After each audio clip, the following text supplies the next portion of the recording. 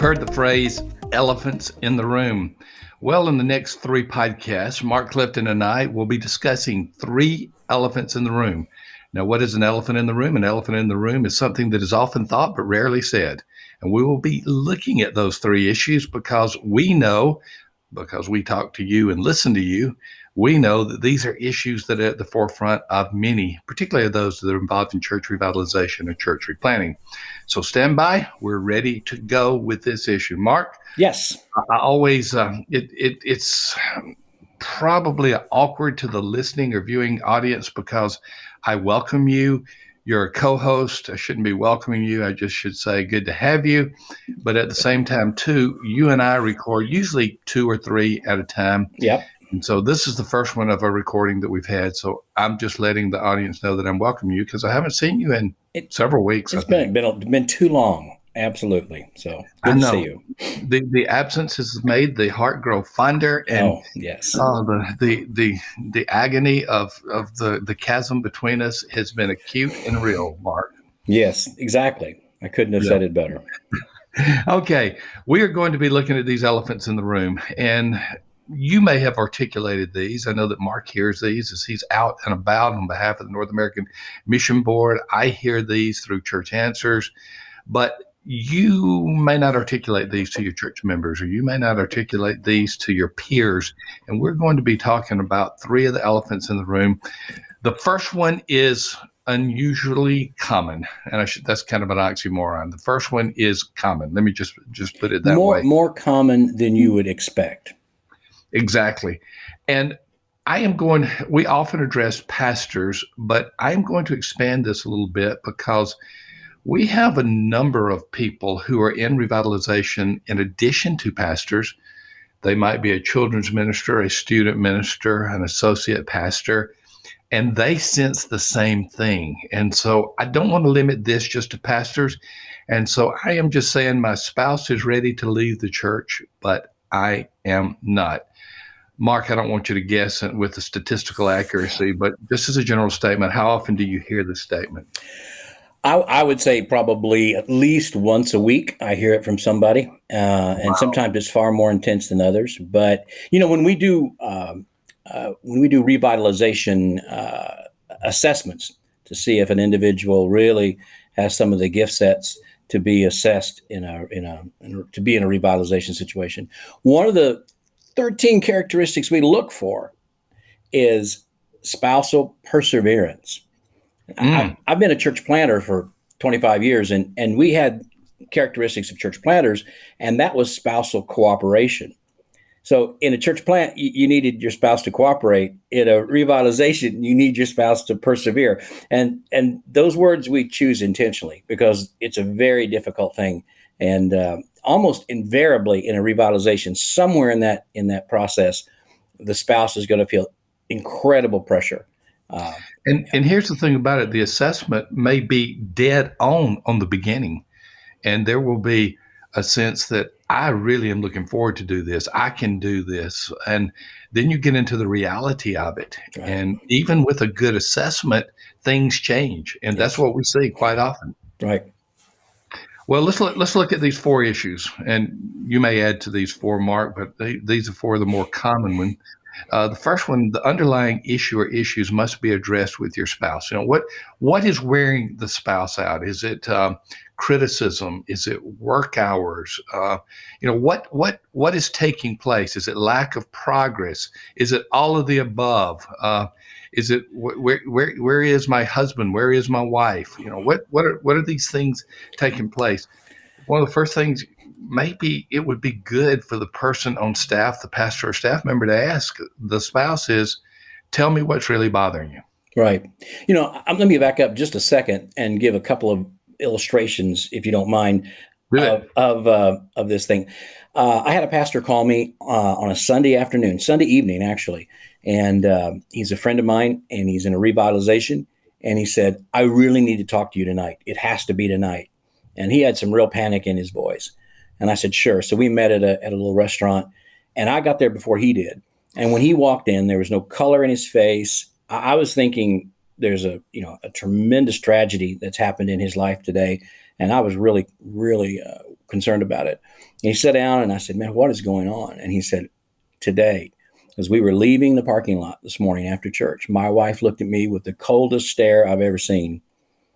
And she said, you can come back to this church, but I'm never coming back to this church. I'm never stepping foot on this property again. And he said, what do I do? There's some people listening to us right now whose spouses have said that very thing. I mean, whether you're right, whether it's a lead pastor or a staff person, youth minister, that has happened. And it absolutely just pulls the rug out from under you. You're like, what am I going to do? How do I deal with this? And so I personally have experienced that many times, but that particular time comes really strong in my mind. And then without being too transparent, my wife and I went to Montreal 20 years ago to plant a church in Montreal. And I was having the time of my life, right? I mean, I was loving everything about it. We only had one car. And so she was home all the time. And it was a French culture, and neither one of us spoke French. But I was making some progress and working with some bilingual folks, and we were starting a church, and I thought everything was really fine. And I remember one afternoon, we went out for a walk together, and I mean, Jill just told me, this isn't working for me. You're leaving me behind. I'm not part of this. And I had to back up and deal with that in my own personal life at that particular time. And in both those situations, God worked both of those out. But I just want you to know, it's not a sign of your failure. It's not a sign of weakness on your spouse. It's actually, Dr. Rayner, one of the primary ways that Satan attacks us in our work is through our family and through our spouse. So we really ought to expect it, is what I want to say. Yes, we expect it, but even when we say we expect it, when it comes, we seem to be surprised. Isn't that true? Yeah, I was. Yeah, absolutely. And one thing also, I know you said you can have spousal perseverance in the beginning, but I do know, and this is important, some guys undersell the difficulty of it to their spouse before they get involved. They say, oh man, this church wants to change, or they want a youth minister and they want him to do some creative things. This is going to be fine. You need to tell your spouse it's not going to be fine. If it's a revitalization, it's going to be really hard. And then it's going to get even harder before it gets almost impossible. And they just need to know that going in. Sometimes we've undersold it. All right. I'm sorry. That's my introduction. I'm done. Well, it's kind of a valid introduction. We don't want to short sell that. Underlying issues. What do you hear, Mark, are some underlying issues, or does it just get to the point where the symptoms manifest themselves and you don't get to it? Yeah. One of the underlying issues is a lot of times they feel isolated. They don't have any other people their age in the church. Sometimes it's a younger staff person, younger pastor in an older congregation. And so the spouse really feels alone and isolated. There's no other people their age. Sometimes there's no other children in that congregation, the age of their children. So they end up teaching their children in Sunday school, and they also teach their children at home. And they just get frustrated week after week of not having a support group that understands them and that is their age group, that kind of thing. That's one thing. The other thing I think I really sense is sort of hostility about the change. If the pastor is able to sort of deal with that and cope with that, and he doesn't really react to it, and he's expecting it, and he moves on, then some of those members will transfer that hostility from the staff member to the spouse, and begin to even be a little bit passive aggressive toward that spouse. Just maybe ignore them, say a little bit of cutting things, or in some cases, like this one individual I talked about earlier. She said, everywhere I go, they just look mean at me, like they're mad at me. I'm just tired of people looking like they're mad at me, because the church was going through a lot of difficult transitions. And so when you're in a church, you want to come to your congregation. You want to be a place where you're loved, accepted, embraced. And sometimes if you're going through these transitions, people aren't happy about it.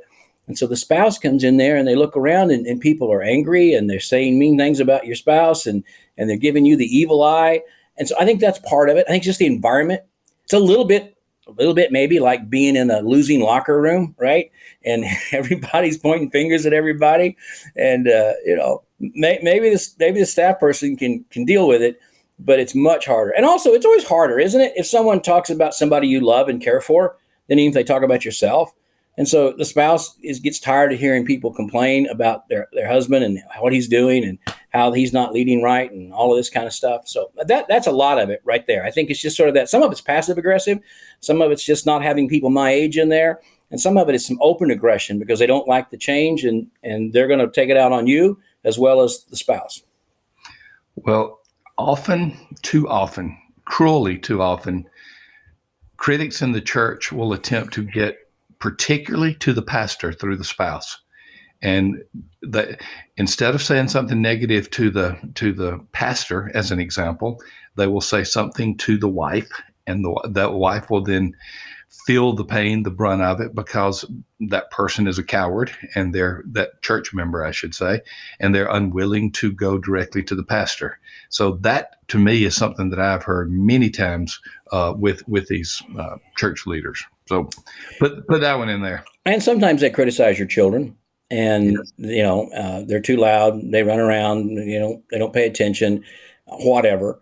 And that really cuts them to the core as well. Let's be honest. I mean, there's a plethora of ways that church people can come at you if they're angry and bitter over the changes that are going on and they don't want them to happen. And if it's not working by coming at you, then absolutely they'll come at your family. And we need to ask the question, is it in part, or maybe even more than just a little bit of part, that you have neglected your spouse? I have been guilty of that. I have been guilty of being so busy ministering to everybody but my family that I did not minister to my family, and that included my wife, and that included my 3 sons. And that's a tough one to admit, because you feel like you're doing God's work, and then you turn around and you realize you're not taking care of your first line of ministry, which is your family. Yeah, which is exactly what happened to me in Montreal. I was having a great time, and she was home alone and feeling very cut off and disconnected. And every time we got together, guess what I talked about? I talked about what I was doing, the church, and what I was doing, how excited I was, and never really listened to how all this change and all this transition we'd made had really affected her. Now, fortunately, I have a wife who will look me in the eye and say, look, you just need to hear me. I'm going to tell you this, and I want you to hear me. And she did, and I did. Sometimes our spouses aren't quite that clear about it. And so even then, it becomes more difficult for us to understand what's happening. But absolutely, many times it comes from us spending more time and more commitment. It's like sometimes if someone from the church calls, right? Now, this is going to really step on people's toes here. But think about this. Sometimes if someone from the church calls, you'll drop everything and go take care of that. Yep. And then if your spouse says, I need you to do something on the way home, you go, I really can't because I've got to do X, Y, and Z. You do that a few times and your spouse begins to say, there's something wrong here. You respond quicker to church people than you do to me. Now the reason sometimes they respond quicker to church people is they don't want to deal with a hassle if they don't, right? I mean, that's part of it. Yep. It's a defensive nature. Right. But that often happens. And listen, your kids see that too. I mean, they do. If it's the same thing, if it's like, we're going to have family night tonight, we're going to do this. Oh, wait, this person needs something. I'm going to have to go and do that. Look, it's difficult to always know that. And we've talked about that before, but you can either help or hurt this situation by the way you give attention to your family in these kinds of situations. Mark, many years ago, I co-authored a book with my middle son, Art Rayner, called Raising Dad. And the thesis behind the book, this is not shameless promotion because you're going to understand why when I give you one of these stories. The thesis behind the book, it was Art's idea. He wanted to write about what he saw in me raising him, and then for me to respond. He did all of his half chapters first, and I read them, and it was basically a hagiography. It was just too good. I mean, he put me on a pedestal. He told about all the great things that I did. And I think that was his memory. It was a selective memory. But I had to spend the second half of each chapter basically bashing myself because there needed to be balance. And here's the story. Here's the story that I told in it. It was a story about his older brother, Sam. It's kind of hard to believe a 42-year-old was probably a 5-year-old at the time. We had no money, and we saved up each week for one McDonald's visit. That was it. But we didn't have enough for any more than 2 people. And so Nellie Jo graciously said, why don't you take one of the boys every third week? So 3 sons every week. On Saturday morning, I was taking a boy to McDonald's. It was Sam's week. Sam was all excited. He talked about why he called it Happy McDonald's. I don't know, but he called it, we're going to Happy McDonald's. We're going to Happy. The phone rang. It was a man whose marriage had been falling apart. I could not save the marriage. God could, but didn't seem like it was going to happen. I dropped everything. He said, I got to talk to you on a Saturday morning. Like I could go on a Saturday morning and heal the marriage. The look on Sam's face when I told him, I'm sorry, buddy. Mm-hmm. I mean, that was 37 years ago. Mm-hmm. And I still remember that. Was I ministering to my family? No. Right. I was neglecting my family. Right. So we are often guilty, and it's sometimes hard to admit it. I don't even like telling that story anymore. Yeah. And sometimes too, we don't protect our spouse in front of church members. They feel that Exactly. they get attacked or something mean or even just not terribly mean, but sort of passive aggressive, something kind of snipey might be said about them. And your spouse looks at you and you don't respond. You don't stand up for them or for your children. That adds to that. And sometimes it's just all these little things begin to pile up, and then there's a breaking point, and you don't know what that breaking point is. And that's when they say to you, I'm done. I'm not coming back to this church anymore. Thom, it's not one thing. It's a pile of things that have happened. And let's be honest, it's because I've not been aware of that. I've not been tuned into that, and I've not dealt with it the way I should. I guess it could at times be one big thing, but that's pretty rare. Most of the time, it's just a pile of little things accumulating. And some of those, as we just said in this one, we participate in by not listening to them, by not giving them the priority they need to have, and I think by not standing up for them when we need to and say, no, you're not going to talk about my wife or my children or my family that way at all. Well stated. And that's a great segue to our third point, solutions. I put extended vacation here, but maybe even better solutions are going to that spouse and saying, you're right, I've messed up. Yeah. What can we do? Is, how can I become the better husband? How can I become the better spouse in this situation? And while there are other possibilities like taking some time off, if you, the leader in the second point, are neglecting your spouse, all of those other solutions are going to be meaningless and superficial. Absolutely. And when you take time off, even if you don't take an extended vacation, we talk about date nights. I mean, that's very common now. Growing up in the 60s, I can imagine my dad, mom having date nights. It just wasn't heard of back then. But now it's like everybody's got a date night. Anyway, I don't know, whatever. But if you just going on a date night doesn't work if you don't date your spouse. And by dating your spouse, you're courting them, right? You're wanting to hear their story. You're wanting to listen to them. You value what's going on in their life. You go on a date night and you just talk about yourself and talk about the church and talk about the problems. That's not a date night. And so even if you can't take an extended vacation, just be intentional about when you come home, asking how their day went, asking what's going on in their life, and take time and not just talk about your world, your life, your church, the church rather, all the time. Now, if they want to talk about it, obviously you do. But a lot of times we just are so single-minded focus on these things that are going on in our lives. And after a while, it begins to add up and your family begins to we're second or third place here because all they talk about is the church and the church people and those kinds of things. Right? You are exactly right. And memories, not some not so fine memories. We never took a vacation when I was a kid. My dad was a pastor. We always went to the Southern Baptist Convention, right? And my dad, that's fun. Yeah, that's fun. And my dad was very, he was very compliant. I have no idea the apple fall well from the tree on this one because my dad was very compliant. And so since the church paid for the trip, we had to go to every session of the Southern Baptist Convention, And I'd see all these friends leaving and going and doing fun things around the city. And I'd say, can't we go with them? No, the church paid for our way here. It's like, well, then why did we even come? I mean, I just... And so back in the day, you had Wednesday afternoon off. So we'd try to cram as much stuff into Wednesday afternoon as we possibly could. And it was like, what? So that was our vacation. I know we had some fun, but so one time my dad said, we're actually going to take a vacation. Couldn't believe it. We went to Paducah, Kentucky, to the lakes area there. He had a friend who had a cabin there. We get there, and the afternoon we get there, there's a phone call, and there's a deacon back at his church that had a heart attack. You know what we did? We packed up and went back home. I will never forget that.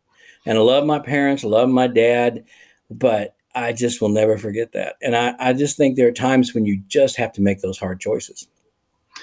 The final point here is really a point that we've been weaving in all of this. When it's all said and done, though, we must listen carefully to our spouses. And that's more than just words. That's body language. That's the look in the face.